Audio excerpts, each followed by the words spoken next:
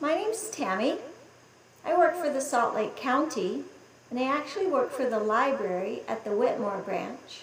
I'm a certified yoga instructor, and I'm glad you're here for class today. A yoga mat is great, as well as some comfortable clothes. It's nice to have a yoga block as well. If you don't have a yoga block, then you're welcome to just use a blanket, and you can fold it up. You can use it to sit on or to help the floor get a little bit closer to you. Lots of options for a blanket. So let's get started. Go ahead and come to Hero's Pose. So you're sitting back on your heels. If this pose is uncomfortable, you can sit on a block or a blanket and get yourself up a little bit higher. Today, let's just do a few poses for hips. Sometimes it's nice to have a shorter yoga class, so that's what we're going to do today. Let's just take a moment and breathe here. So you can place your hands on your thighs. Go ahead and close your eyes. And we'll do 3 really deep breaths. We'll inhale through our nose and see if you can fill up rib cage and belly. And then exhale, sigh it out your mouth. We'll do 3 rounds. Inhale. And exhale. Again, inhale through your nose. Exhale out your mouth. One more time. Inhale through nose. And sigh it out. Nice. Come to tabletop position. You're going to stack shoulders over wrists. Hips over knees. On an inhale, cow pose. Belly drops, tailbone goes up, gaze goes up. Exhale for cat pose. Round your spine, tuck your chin. And then flow through this a few rounds. Your breath to your movement. Inhale for cow. Exhale for cat. But as you do each pose, start with your tailbone and then your spine, neck, and head. And then reverse it. Tailbone, spine, neck, and head. Good. A few more times. Check in. See how you're feeling today.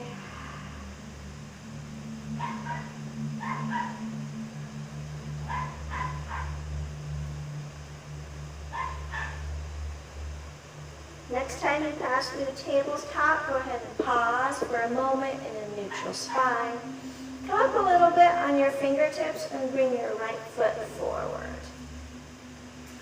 If this is uncomfortable on your back knee, you're welcome to put it on a blanket. Bring your fingertips, interlace them, place them on the top of your right thigh. I'm just going to press forward. Maybe you scoot your toes up a little bit more if you can go a little deeper. You feel the left thigh going away from you, extending away, stretching even up into the front of your body.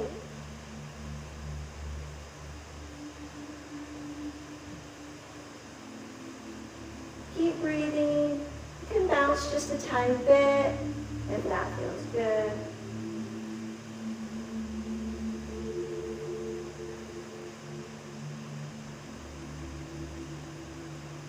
Then we'll come to half split, so let your fingertips come to the mat on either side of your right leg. You're going to shift back. So left hip is over left knee. Right leg is straight, and you're really pressing and kind of digging your right heel into the mat. And then you can start to fold over your right leg. Stay and breathe.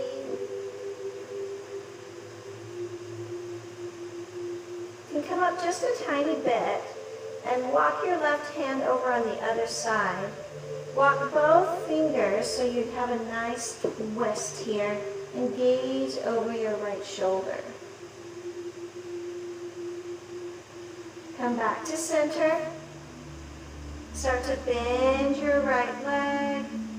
Adjust as you need to. Get your hands down and go back to tabletop. Let's do the other side. Bring your left foot in between your hands. Coming up, interlace your fingers on top of your left thigh. You can walk those toes forward if you need to go a little deeper. And then gently press. So you're feeling a flexing and a compressing right here on the left hip, and then an extension back and away on your right leg. If you've been sitting a lot, this extension away might feel really good. So kind of the opposite, moving the opposite direction of all the sitting. So this is some hip movement, but in a neutral position. We're keeping our pelvis forward, and then our hip bones are just in a neutral position. All right, half splits, fingertips down, we're rocking back just a little bit so that right hip is stacked over right knee. Left leg is straight, kind of dig that left heel down into the mat. You can start to fold forward and keep breathing. Start to walk your fingertips over to the side, adding in a spinal twist, and look over your left shoulder if that's okay. Coming back. Bend that left leg just enough that you can go back to tabletop position. All right, we're going to come to lizard pose. I'm going to turn around so that you can see my right side. So we're in tabletop position. For lizard pose, take your right leg back up, but this time take it on the outside of your right hand. So you have your left hand, your right hand, and then your right foot. We want to extend that left leg back behind. So go as long and straight behind. You can untuck your toes. If that starts to hurt your knee, again, place a blanket underneath your left knee, or keep your toes tucked. That kind of takes some pressure off of your knee, whatever you would like. We're going to come onto the knife edge of our right foot and let our right knee fall open. So we want to keep our knee in line with our toes. So if our toes open up your knee. And then you're set up. This is lizard pose. It can be pretty intense in your hips. That's okay. You don't want any sharp pain. If there's sharp pain, come out. If you're just feeling a fair amount of stretching and even discomfort, you're okay. If this is feeling okay to you, you can come down to your forearms. You can rest your forearms on a block, which brings you down a little bit, but not all the way. Then you can just let your head hang heavy, or you can rest your forehead on a block, or even a blanket. So I have my blanket right here. Maybe I don't want to go all the way down, so I can rest my forearms on a blanket. So lots of options. Listen to your body.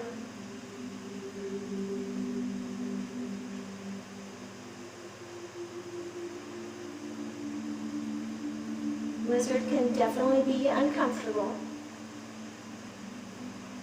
because we really don't come into this type of position very often, right, in our daily life.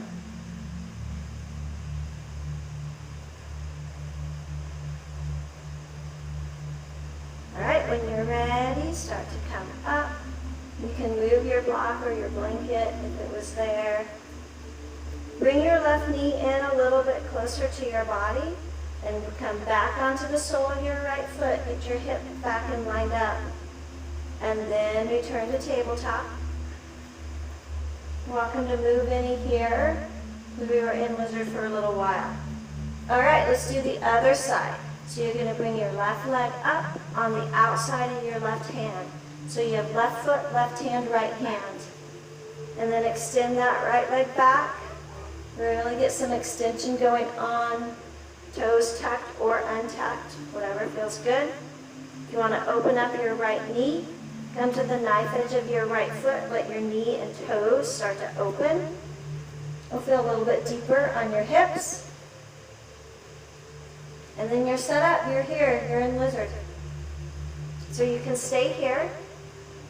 If it feels okay, you can go a little deeper.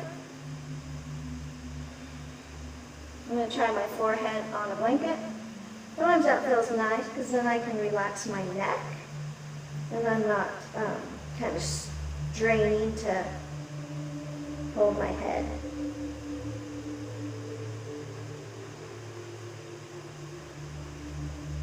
Make sure you keep breathing.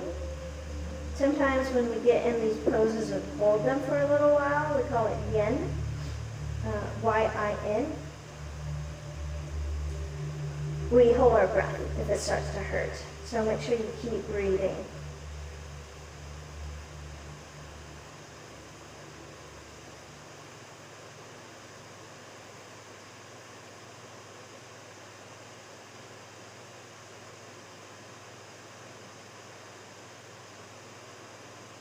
All right, when you're ready, start to come up. And when you do these poses later on your own time, you're welcome to stay longer. A lot of these poses feel pretty good, staying in for a while. So bring that right knee closer, come onto your left sole of your foot and return to tabletop. Maybe you do a couple cat-cows here as well.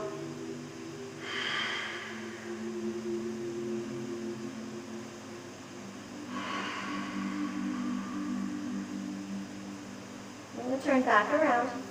Let's come to Pigeon Pose. So for Pigeon Pose, I find it easier to come to Pigeon Pose from Down Dog. So tuck your toes, come to Down Dog for just a moment.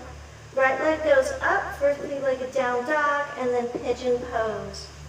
Your right knee touches the back of your right wrist. Left knee comes down, untuck those left toes, extend that leg out nice and far. Your right heel can be coming towards your midline at a diagonal. That's often where we start. If you do a lot of pigeon and you want to work on getting your shin parallel to the front of your mat, I manually use my hand, but that took years of yoga practice to get to that. So no rush, and that might not ever be in your yoga journey, totally fine. Okay, and then we'll set up here. In pigeon, we're ready. You're welcome to stay here. And then again, you have all those options. You can come down to a block, forearms, maybe you rest your forehead on a block. And then breathe.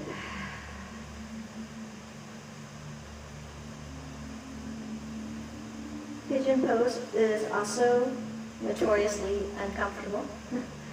So again, if there's sharp pain, lift up. Raise your torso up, come back to your palms. Don't go so deep into the pose. But if you're just feeling a lot of sensation, that's okay, that's what we want.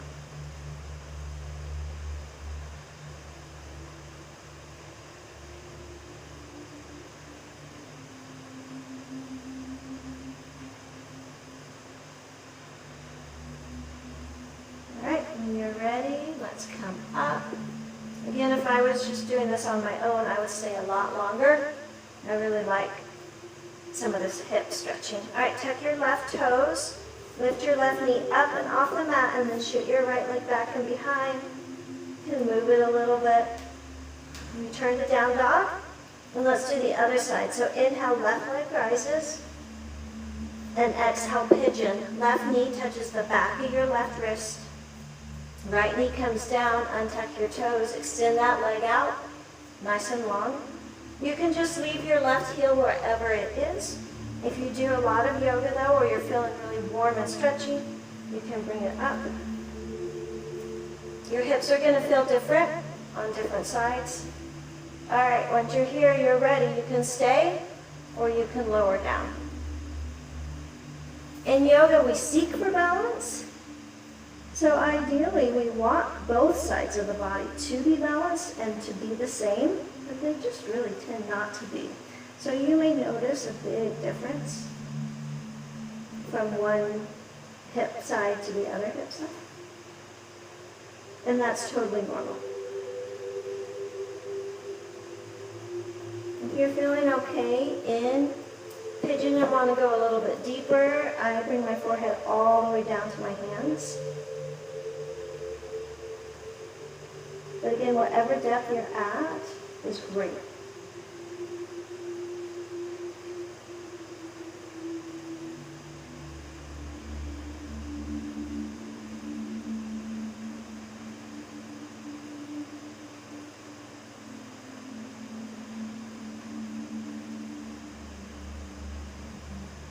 When you're ready, we can start to come up.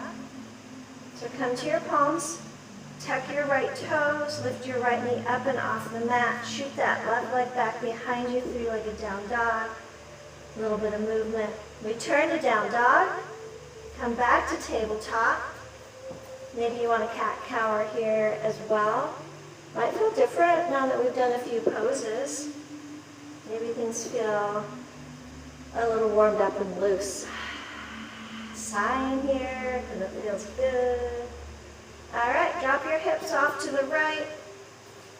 Swing around so you're facing me. We'll come to bound angle or butterfly pose. So soles of your feet to touch. Let your knees go out wide. You can have your feet away from you if you need the room, or you can bring them in really close. Shimmy a little bit so you're sitting evenly on both sits bones. And then a nice, neutral, strong spine. I like to hold on to my toes. See if you can press your knees closer to the floor without using your hands. So you're using your muscles, get them down, stay and breathe. Maybe you bring them up a little bit. And let's just get a little bit of movement here.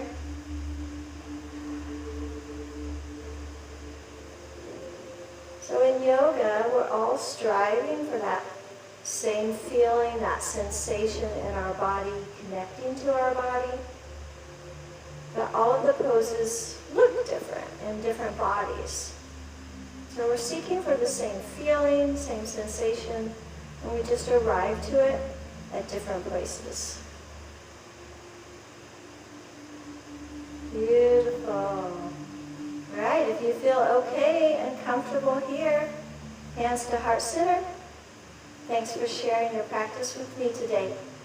Namaste.